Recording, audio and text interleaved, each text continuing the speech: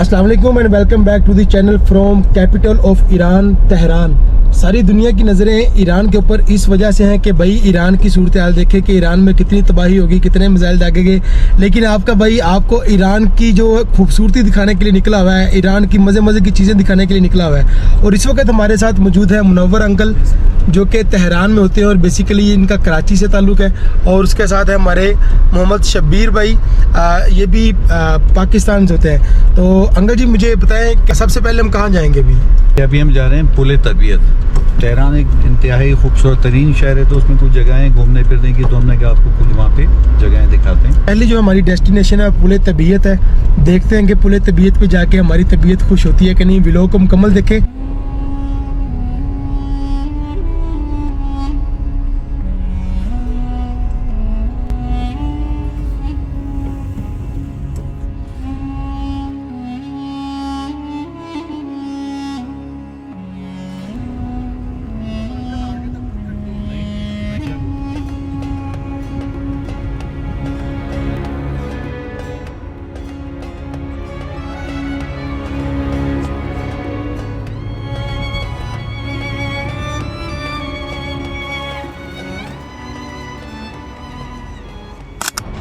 ये जी बड़ी शानदार सी एंट्रेंस है पुल तबीयत की।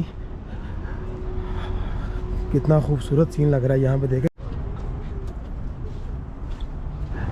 सो फाइनली बहुत ज़्यादा ट्रैफिक को क्रॉस करने के बाद अभी हम पहुँच चुके हैं पुल तबीयत पे। और सबसे पहले जो हमें यहाँ चीज़ नज़र आई है वो मिनाब स्कूल के शोहदा बच्चों। कितना खूबसूरत नज़ारा है यहाँ से देखें। एक ऊपर वाली ऊपर भी है एक, और नीचे एक और, मतलब 3 मंजिला ये पुल है। और यहाँ से मैं आपको नज़ारा करवाऊँ तो यकीन करें मुझे ऐसा लग रहा है जैसे मैं अमेज़न के जंगल के ऊपर आ गया हूँ। यहाँ पे लिटरली बहुत खूबसूरत नज़ारा है। यहाँ पे देखें पूरा तेहरान शहर यहाँ से नज़र आ रहा है। ये देखें, वाह वाह क्या खूबसूरत नज़ारा यार। कोई कह सकता है कि ये कंट्री इस वक्त हालत जंग में है और अमेरिका और इसराइल जैसे कंट्रीज़ के साथ ये जंग लड़ रहा है। देख रहे कितना खूबसूरत नज़ारा है। इतना शानदार, इतना बड़ा और इतना खूबसूरत ब्रिज मैंने अपनी लाइफ में कभी नहीं देखा। अच्छा अंकल मुनव्वर, ये मुझे हमें बताइएगा थोड़ा सा कि ये ब्रिज इसकी क्या खासियत है और इसको बनाने की ज़रूरत क्यों पेश आई है। असल में हर साल का रहबर इनकलाब इस्लामी जो शहीद हो गए हैं, जो पूरी बशरियत के रहबर थे, दुनिया से मोहब्बत करते थे, उनके सालाना नारे होते हैं। सही। तो उसमें सालाना नारों में आता है कि ज़ेबा साजी।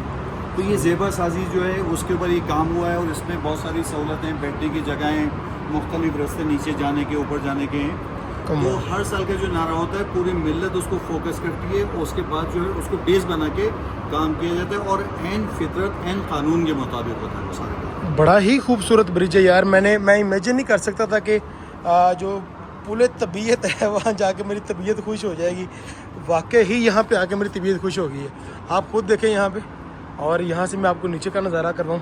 ये देखें कमाल है यार, ईरान कमाल है। जो लोग कहते हैं जी भाई यूरोप जाएं, फ़लाँ कंट्री में जाएं, उस कंट्री में जाएं, यार मुझे बताएं क्या कमी है यहाँ पे ईरान में। देख रहे हैं आप सामने पहाड़ों का नज़ारा देखें, दरख्तों की हरियाली देखें, बिल्डिंग्स का सीन देखें। ये देखें कमाल है यार, आउटस्टैंडिंग। यहाँ नीचे ट्रैफिक गुजर रही है, देखें मज़ा आ गया यार।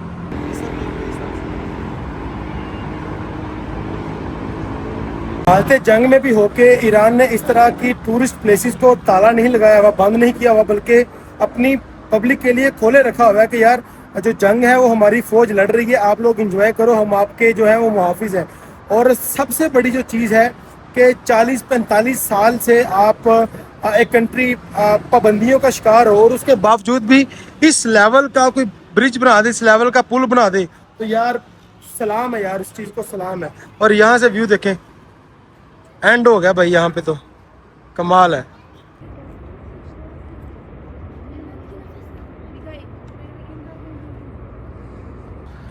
जिस तरह इस पुल की तमीर एक मिस्ट्री है, उसी तरह इस पुल की एक और ख़ासियत ये है कि इस ब्रिज के उस तरफ शहरी आबादी है, पूरा शहर आबाद है और सेंटर में एक आलीशान और बेहतरीन पुल बना है।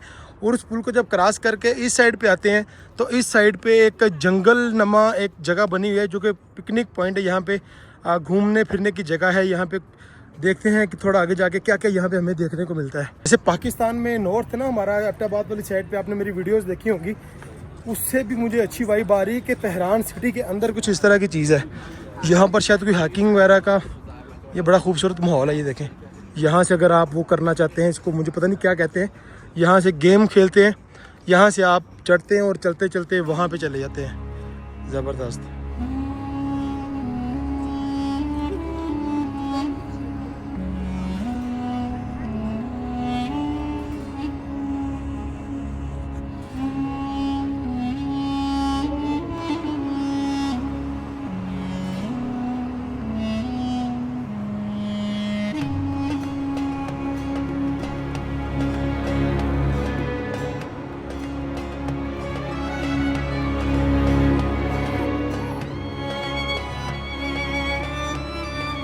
ارطغرل ڈرامے میں آپ نے دیکھا ہوگا جو کبوتروں کو چٹھیاں بھیجتے ہیں وہ اس طرح کا ایک بنا ہوتا ہے جو مینار ٹائپ. نیچے کبوتر ہوتے ہیں, دیکھیں پنجرا بنا ہوا ہے اور اوپر اس کے سوراخ ہے جہاں سے کبوتر اڑ کے جاتے ہیں. ہم نے تو کبوتر پاکستان میں بہت دیکھے ہیں, ایون کہ میرے اپنے گھر میں بھی ہیں, لیکن اس طرح کا جو پنجرا ہے وہ میں فرسٹ ٹائم دیکھ رہا ہوں کہ یہ نہ قید ہے نہ آزاد ہیں. مطلب اندر آ کے بیٹھے ہیں, جب دل کیا اوپر گئے, اڑ گئے اور واپس آ کے پھر اندر چلے گئے. زبردست. ابھی پول سے ہم واپس جا رہے تھے. یہاں پہ سمارٹ ٹورزم ہب ایک شو روم ٹائپ جگہ بنی ہے. یہاں پہ دیکھتے ہیں کیا ہے. سلام. ارے واہ, یہاں پہ ایک روبوٹ کھڑا کیا ہوا انہوں نے. یہ تو اس ٹیکنالوجی میں بھی آگے نکل رہے ہیں, مطلب روبوٹک سسٹم. ماشاءاللہ سے یہ اصل میں دنیا میں ان کی تبلیغات نہیں ہے. دنیا میں جب یہ امریکہ نواز تھا اس وقت جو ہے پوری دنیا میں یورپ پیرس مشہور تھا. آج جب سچ مچ کا پیرس بن گیا تو اس کی کوئی تبلیغ کرنے والا نہیں. دیکھیں یہاں پہ ٹیکنالوجی میں انہوں نے کچھ چیزوں کو یہاں پہ ڈسپلے کیا ہوا ہے کہ بھائی ایسی ایسی ٹیکنالوجی ہمارے پاس ہے, اور یہ پورے طبیعت کا تھوڑا سا انہوں نے نقشہ بنایا ہوا ہے. اور اس کے علاوہ دیکھیں مختلف طرح کی چیزیں ہیں. یہ یہاں پہ انہوں نے سلام خوبی منز پاکستان, چند کلمات برائے پاکستان. پاکستان زندہ باد. زندہ باد. Thank you so much.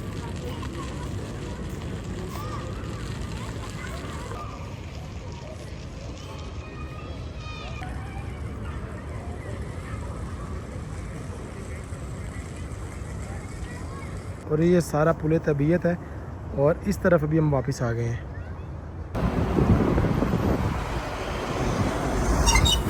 A few moments later. ابھی ہم آپ کو ایک ایسی جگہ پہ لے کر آئے ہیں جو کہ مجھے ابھی تک یقین نہیں آ رہا کہ یہ ایران کی ایک جگہ ہے, کیونکہ جب میری اس پہ پہلی نظر پڑی تو مجھے یوں لگا کہ جیسے یہ کوئی دبئی کا جزیرہ ہے یا کسی عیاش کنٹری کا کوئی ایک چھوٹا سا پیس ہے. لیکن یہاں پہ انکل نے مجھے بتایا کہ یہ جو آپ دریا یا پانی نظر آ رہا ہے یہ آرٹیفیشل ایک سمندر بنایا ہے, اور اس کی چاروں طرف جو پکنک پوائنٹس بنائے ہوئے ہیں. پورا تہران, ایون کہ تہران سے باہر سے بھی لوگ یہاں پر گھومنے کے لیے آتے ہیں, فیملیز کو لے کر آتے ہیں, بچوں کو لے کے آتے ہیں, لیڈیز گھوم پھر رہی ہیں, اور بچوں کے لیے کھلونے لگے ہوئے ہیں, طرح طرح کی ایکٹیویٹیز ہیں. یہ چیز میرے خیال میں ہر مسلم کنٹری میں ہونی چاہیے, تاکہ جو ہمارے مسلمان یوتھ ہیں, لوگ یہاں پہ جب سیر و تفریح کریں تو ان میں ایک جان پیدا ہوتی ہے. آپ اس کے بارے میں تھوڑا سا بتا دیں کہ کیا کہنا چاہیں گے. دیکھیں جمہوریہ اسلامی ایران جو ہے اس کے لیے مختلف ہزاروں لوگ الگ الگ سوچ پہ بات کر رہے ہیں, مگر اس کی حقیقت کسی کو بھی نہیں پتہ. دنیا میں صرف جنگی حالات ہیں, جنگ ہو رہی ہے, 47 سال سے ان پہ جنگ مسلط کی ہوئی ہے, پوری دنیا نے ان پہ پابندیاں لگائی ہوئی ہیں, اور اقتصادی طور پہ کافی مشکلات کھڑی کی ہوئی ہیں. مگر جب یہ بھائی ہمارے یہاں پر آئے, انہوں نے دیکھا تو انہوں نے کہا یہاں تو کوئی جنگ کے آثار ہی نظر نہیں آ رہے. آپ ماحول دیکھیں کہ ماحول دیکھیں, گھوم پھر رہے ہیں لوگ, ایک سکون والی فضا یہاں بنی ہوئی ہے. ہر آدمی آزاد انداز میں گھوم رہا ہے. یہاں پہ کوئی سنی شیعہ کا جھگڑا نہیں. یہاں کا یہودی, یہاں کا سنی, یہاں کا کرسچن سب ایرانی بن کے چلتے ہیں.